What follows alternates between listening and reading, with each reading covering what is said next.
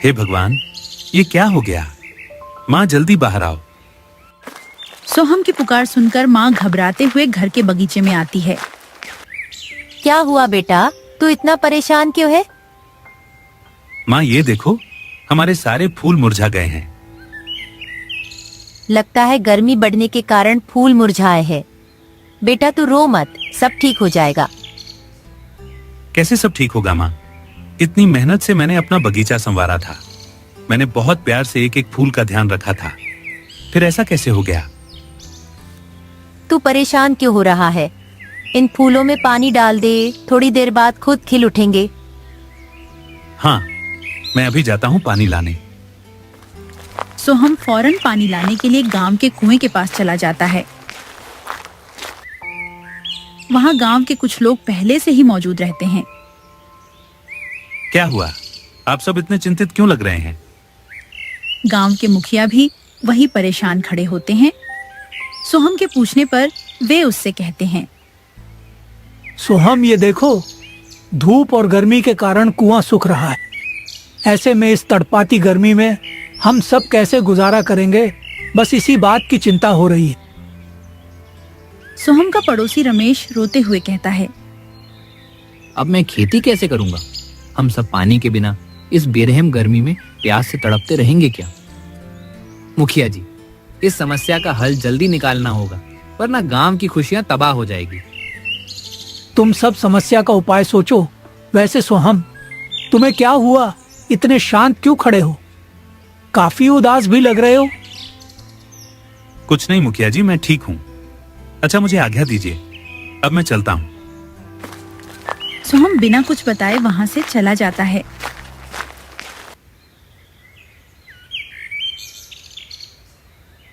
रात होती है। सोहम की माँ उसकी फिक्र में घर से बाहर निकलती है। ये सोहम कहाँ चला गया?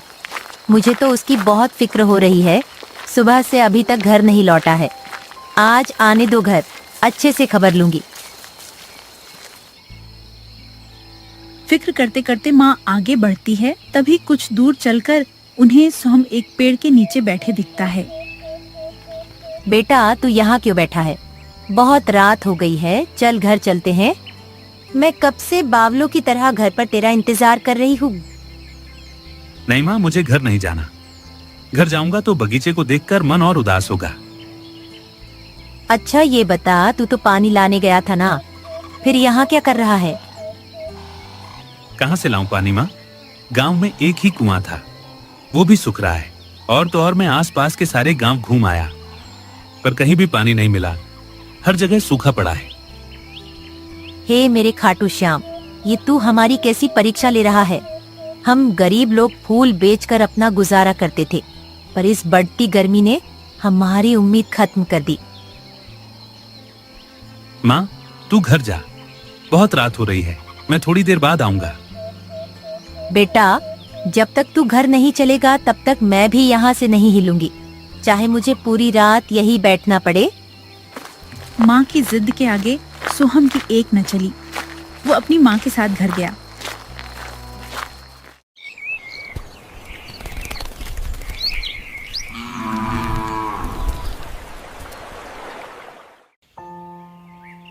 माँ मैं बाहर जा रहा हूँ, मेरी फिक्र मत करना, शाम तक लौटूंगा। पर बेटा तू जा कहाँ रहा है? वो माँ, मैं सोच रहा हूँ जब तक हमारी समस्या खत्म नहीं हो जाती है कोई दूसरा काम कर लूं। आखिर घर के खर्चे निकालने तो पड़ेंगे ना। इतना बोलकर सोहम दूसरा काम ढूंढने की तलाश में निकल पड़ा। कुछ देर बाद उसे गांव का सबसे धनी व्यक्ति मिलता है। अरे सोहम, कहाँ जा रहे हो भाई? बस सेठ, निकला हूँ काम की तलाश में।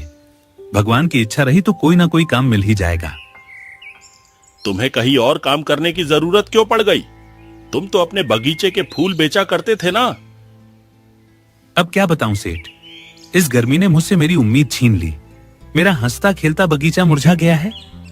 अब जब तक पानी का कोई जुगाड़ नहीं होता तब तक कोई दूसरा काम ही करना पड़ेगा। अच्छा, अगर ऐसी बात है तो तुम्हारी तलाश अब पूरी हुई। मेरे पास तुम्हारे लायक एक काम है। अगर तुम्हें कोई परेशानी ना हो तो आज से ही काम पे आ सकते हो। नहीं नहीं सेठ, मुझे क्या परेशानी होगी, बल्कि मैं तो आपका आभारी हूँ। आपने मेरे कंधे का बोझ हल्का कर दिया मुझे काम देकर। तो चलो फिर मैं तुम्हें काम समझा देता हूँ।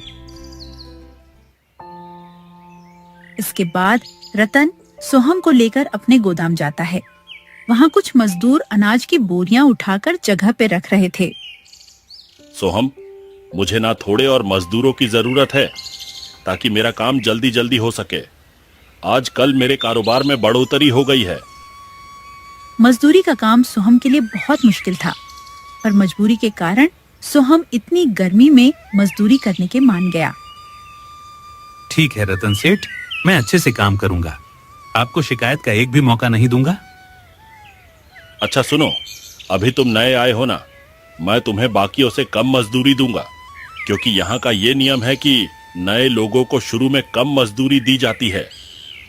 ठीक है सेठ, जैसा आपको सही लगे। सोहम ने निस्वार्थ आधी मजदूरी में ही काम करना शुरू किया। ऐसे ही कुछ दिन बीते।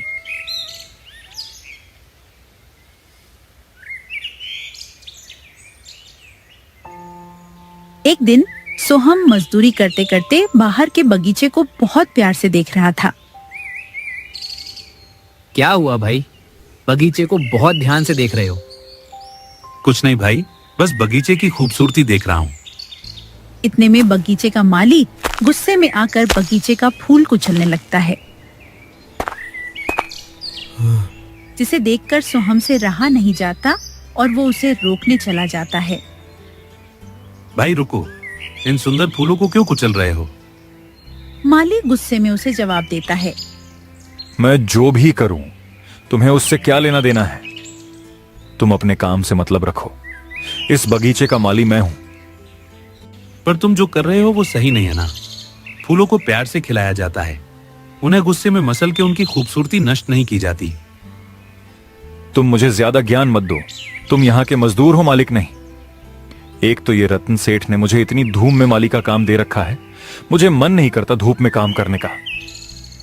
दोनों आपस में बहस कर रहे होते हैं। इतने में उनका शोर शराबा सुनकर बाकी के मजदूर रतन के पास उनकी शिकायत कर देते हैं। सोहम भाई जल्दी चलो, रतन सेठ ने तुम दोनों को अंदर बुलाया है। किसी ने तुम दोनों की शिकायत कर दी है। दोनों घबराते हुए गोदाम के अंदर जाते हैं। क्या बात है, दोनों इतना शोर क्यों मचा रहे थे? मेरी कोई गलती नहीं है मालिक, ये सोहम मुझे काम नहीं करने दे रहा था। रतन सेठ, ये माली आपके बगीचे के फूलों को कुचल रहा था। मैंने इसे रोका तो इसने लड़ाई शुरू कर दी। क्यों रे माली, सोहम सच कह रहा है क्या? नहीं मालिक, ये झूठ बोल रहा है। मैं आपके यहां इतने सालों से काम कर रहा हूं, आज तक आपने ऐसा कुछ सुना क्या मेरे बारे में? ये बस मुझे फंसाने की कोशिश कर रहा है। मैं भला ऐसा क्यों करूंगा? मेरी तुमसे आखिर क्या दुश्मनी है? ये मुझे फंसाना चाह रहे हैं ताकि आप मुझे काम से निकालकर इसे माली बना दें। नहीं, ये सरासर झूठ है सेठ जी। मैंने ऐसा कभी सोचा भी नहीं। शांत हो जाओ तुम दोनों। सोहम, तुम्हें काम पर आए कुछ दिन हुए नहीं कि तुमने लड़ाई शुरू कर दी। रतन सेठ, मेरा यकीन कीजिए, मैंने कुछ नहीं किया। मैं कैसे मान लूं? तुम्हारे आने से पहले आज तक कभी यहां लड़ाई नहीं हुई। सब अपना काम शांति से करते थे। आज तुम्हारी वजह से इतना समय नष्ट हुआ है, इसलिए आज तुम्हें बस आधे दिन की ही पगार मिलेगी। अब बाकी सब जाकर अपने अपने काम में लगो। इतना बोलकर रतन चला जाता है। माली का झूठ कोई नहीं पकड़ पाता। बस इसी अकड़ में माली भी खुश होकर बगीचे में चला जाता है और सोहम उदास होकर मजदूरी करने लगता है। उदास मत हो भाई, वो माली ऐसा ही है। उदास ना रहूं तो क्या करूं भाई? मैंने आज तक कभी झूठ नहीं कहा, फिर भी आज मैं सबके सामने झूठा साबित हो गया। तुम झूठे नहीं हो, ये बात यहाँ के आर्य मजदूर अच्छे से जानते हैं। वो तो ये माली बहुत शातिर है, किसी को भी फंसा देता है, इसलिए कोई इसके मुंह नहीं लगता। देखना, भगवान उसकी असलियत एक दिन जरूर सामने लाएगा। इतना बोलकर सोहम चुपचाप अपना काम करने लगा। शाम हुई।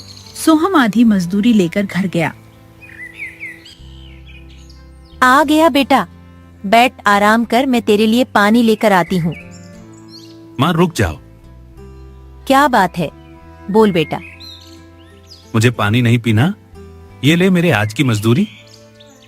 बेटा, आज मजदूरी रोज के मुकाबले इतनी कम क्यों है? माँ, मेरी किस्मत ही खराब है। कुछ अच्छा करने जाता हूँ तो बदले में बुरा ही हो जाता है। माँ के पूछने पर एक बेटे के अंदर का दर्द आंसू बनकर बहने लगा और उसने रोते रोते अपनी माँ को सारा सच बताया। रो मत मेरे बच्चे, जो जैसा करता है वो वैसा ही फल पाता है। सच सामने आने में भले ही देरी हो जाए, पर सच सामने आकर ही रहता है। माँ ने सोहम को दिलासा दिया, उसे समझाया। तब जाकर सोहम के दिल को ठंडक मिली।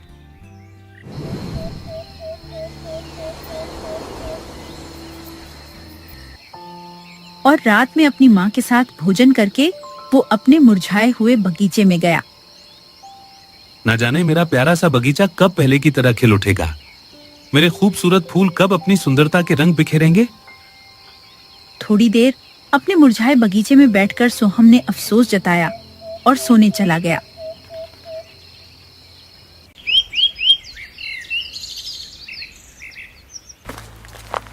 अगली सुबह सूरज की पहली किरण पड़ते ही वो अपने काम पर गया। आज बड़ा जल्दी आ गया, लगता है कल की डांट का असर है। मैं तुमसे उलझना नहीं चाहता हूँ, इसलिए मुझसे दूर रहो। मुझसे उलझ पाओ, इतनी हिम्मत नहीं है तुम में। सोहम उस घमंडी माली को बिना कोई जवाब दिए गोदाम के अंदर चला जाता है। अंदर रतन अपनी बहन माया के साथ बैठा हुआ था। सोहम, अच्छा हुआ तुम आ गए। ये मेरी बहन माया है। आज ही अपनी पढ़ाई पूरी करके शहर से आई है। अब से ये मेरा कारोबार संभालेगी, इसलिए जो भी जरूरी बातें हो इसे बता देना और बाकी मजदूरों को भी कह देना। भैया, आप यहाँ की फिक्र मत कीजिए, मैं सब संभाल लूंगी। आप बेफिक्र रहिए। चलो फिर मैं चलता हूँ, मुझे कुछ जरूरी काम निपटाने हैं। रतन कारोबार की जिम्मेदारी माया के ऊपर छोड़कर अपने दूसरे कामों में चला जाता है। माया बहुत गुणवान और जिम्मेदार लड़की थी। उसने बिना एक क्षण की देरी किए अपना काम शुरू कर दिया। सोहम, यहाँ जितने भी लोग काम करते हैं, चाहे मजदूर हो या माली, मुझे उन सभी की जानकारी और पूरे साल का हिसाब किताब चाहिए। जी मालकिन, जैसा आप कहो। मैं घर जा रही हूँ, आधे घंटे में काम पूरा करके घर आ जाना। इतना बोलकर माया घर चली गई। आदेश मिलते ही सोहम अपने काम में लग गया। कुछ देर में सारे मजदूरों के आने का समय हुआ। अरे सोहम भाई, आज बड़ी जल्दी आ गए। आज सेठ किसी भी वजह से मुझसे नाराज ना हो, इसलिए मैंने कोई गलती की गुंजाइश ही नहीं छोड़ी। अच्छा किया तुमने। वो माली अब तुम्हारे पीछे पड़ा है कि तुम कोई गलती करो और वो फिर से तुम्हारी चुगली करे। अच्छा, अब मैं सेठ के घर जा रहना हूँ। माया मालकिन को पूरे साल का हिसाब किताब देखना है। अच्छा, तो रत्न सेठ की बहन ना शहर से आ गई। मैंने सुना है कि वो अपने सारे काम में बहुत पक्की है। हाँ, ये तो है। तभी तो शहर से आते ही उन्होंने काम शुरू कर दिया। हर लड़की को उनके जैसा ही सर्वगुण संपन्न होना चाहिए। मैं तो उनकी बहुत इज्जत करता हूँ। इतना बोलकर सोहम माया के पास हिसाब किताब लेकर चला जाता है। माया सारा हिसाब किताब देखती है और उसे पता चलता है कि पूरे साल किसी ने हिसाब में बहुत घपला किया है। ये क्या सोहम, हिसाब में इतनी गड़बड़ी कौन कर रहा है? हर साल जितना मुनाफा होना चाहिए उससे कम ही पैसे आते हैं खाते में। पता नहीं मालकिन, मैं तो कुछ दिन पहले ही काम में आया हूँ। अच्छा, इससे पहले तुम क्या करते थे? मालकिन, मैं फूल बेचा करता था। मेरा खुद का बगीचा था, पर गर्मी और पानी की कमी के कारण सारे फूल मुरझा गए। ओह अच्छा, वैसे हमारे बगीचे का काम कौन संभालता है? क्या तुम उसे जानते हो? हाँ मालकिन, कुछ हुआ है क्या? अब तुम काम पर जाओ, मैं शाम को भैया के साथ आऊंगी, फिर सब पता चलेगा। माया ने सोहम को बिना जवाब दिए भेज दिया। सोहम के मन में सवाल पैदा हो गए कि आखिर कौन है वो जमाखोर जो हिसाब में चोरी करता है। शाम हुई, सारे मजदूर काम कर रहे थे। तभी माया रतन के साथ वहां आती है। सोहम, सारे मजदूर और माली को लेकर यहाँ आओ। सभी लोग इकट्ठा हुए। सभी बहुत चिंतित थे कि अचानक सबको एक साथ क्यों बुलाया गया। इतने में माली उनसे सवाल पूछ बैठा। मालिक, क्या बात है? हम सबको क्यों बुलाया गया है? तुम ही बगीचे को संभालते हो ना? जी मालकिन, देखिए बगीचा कितना सुंदर और खिला खिला लग रहा है। ये सब मेरी मेहनत का नतीजा है। भैया, यही है असली गद्दार। इतने सालों से ये मासूम बनने का ढोंग करके आपको धोखा देते आ रहा है। ये आप क्या कह रहे हैं? मैं तो मालिक का वफादार हूँ। नाटक बंद कर अब तू। मैंने भी हिसाब देखा है। फूल बेचकर जो भी मुनाफा होता है, तू उसकी आधी रकम ही खाते में जमा करता था। हम तो पहले से ही जानते थे कि ये भरोसे के लायक नहीं है। मालिक, आपकी बहन झूठ बोल रही हैं। मैंने कोई घपला नहीं किया। चुप कर। तेरी हिम्मत कैसे हुई मेरे बहन के बारे में ऐसे बोलने की? अब तू यहाँ काम नहीं कर सकता है। मैं ऐसे धोखेबाज लोगों को काम पर नहीं रखता। माली का सच सामने आते ही उसे काम से निकाल दिया जाता है। उसके जाते ही लोगों के बीच हलचल होने लगती है। अब बगीचे को कौन संभालेगा? ये सुनकर माया रतन से कहने लगती है। भैया, सोहम को बगीचे की देखभाल में लगा लीजिए। मैंने इसकी जानकारी निकाली तो पता चला कि ये बहुत मेहनती और ईमानदार है। ठीक है, तो आज से सोहम बगीचे का सारा काम करेगा। शुक्रिया सेठ जी, मैं पूरी लगन से अपना काम करूंगा। अब तो आपको यकीन हो गया ना कि मैंने उस दिन झूठ नहीं कहा था। ठीक है, अब जा अपना काम कर।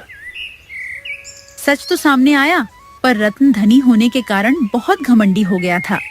ऐसे ही कुछ दिन बीतते चले गए।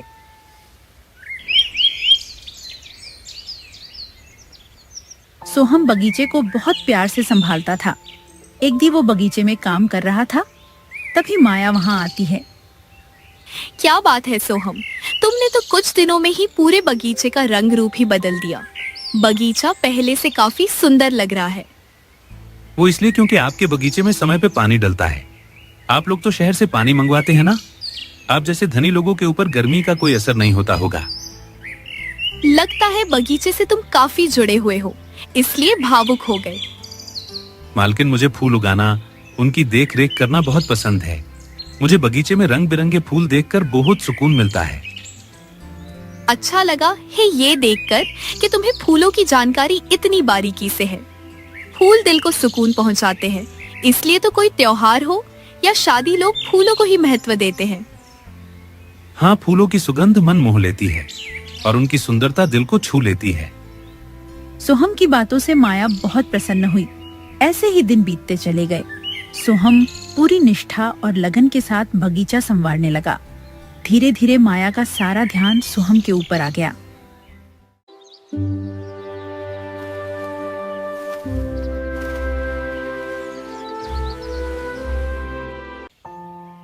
एक दिन वो सोहम को मिलने उसके घर गई। अरे मालकिन, आप बैठिए ना। सोहम, तुम्हारी माँ कहाँ है? कहीं दिख नहीं रही। माँ तो मंदिर गई है। कहिए कैसे आना हुआ इस गरीब की कुटिया में? मुझे तुमसे कुछ कहना है। जी मालकिन, कहिए क्या कहना है। मुझसे कोई भूल हुई है क्या? नहीं नहीं, दरअसल मैं तुम्हें बहुत पसंद करने लगी हूँ। मैं ये बात भैया को बताना चाहती थी, पर उन्हें बताने से पहले मैं तुम्हारे मन की बात जानना चाहती हूँ।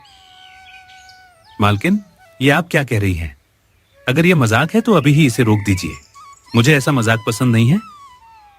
सोहम, ये कोई मजाक नहीं है। मैं अपने पूरे होशो हवास में तुमसे अपने प्रेम का इजहार कर रही हूँ। क्या तुम्हें मैं पसंद नहीं? ऐसी बात नहीं है मालकिन। आप जिसे मिलेंगी वो बहुत सौभाग्यशाली होगा, पर हम दोनों कभी एक नहीं हो सकते हैं। हमारे बीच जमीन आसमान का फर्क है। मैं ये सब नहीं जानती हूँ। आज मैं भैया को सब बता दूंगी। बड़ों के आशीर्वाद से हम शादी कर लेंगे। इतना बोलकर माया वहां से चली गई।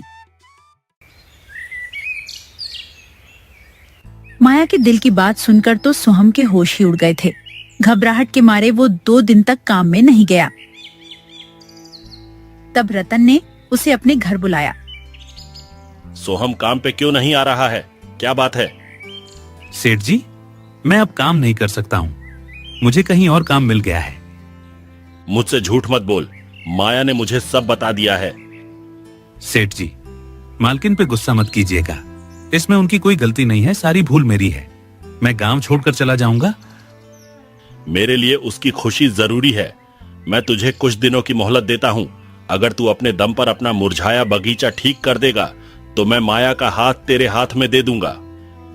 पर मालिक, मेरी हैसियत आप लोगों के आगे कुछ भी नहीं है। मैं आपकी बहन को ये ऐशो आराम नहीं दे पाऊंगा। मैंने तेरा हुनर देखा है। बगीचा ठीक हो गया तो तू खुद अपने दम पे सक्षम बन जाएगा। इसीलिए मैंने ये शर्त रखी है। मन ही मन सोहम भी माया को चाहता था, इसलिए सोहम शर्त मंजूर करके वो फौरन वहां से चला गया।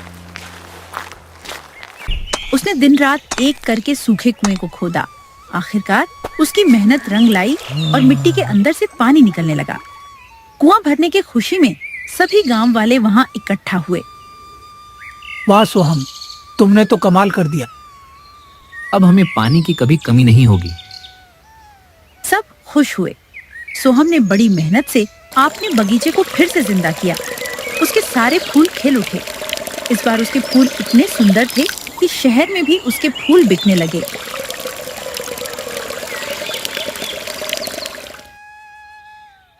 आज तेरी मेहनत के आगे मेरा सारा घमंड चूर हुआ। आज मैं अपनी बहन का हाथ तेरे हाथ में देता हूं। अब तुम दोनों मिलकर बगीचे का कारोबार संभालना। दोनों एक साथ हुए। मेहनत और सच्चे प्रेम की जीत हुई। सोहम ने धीरे धीरे अपना कारोबार फैला लिया।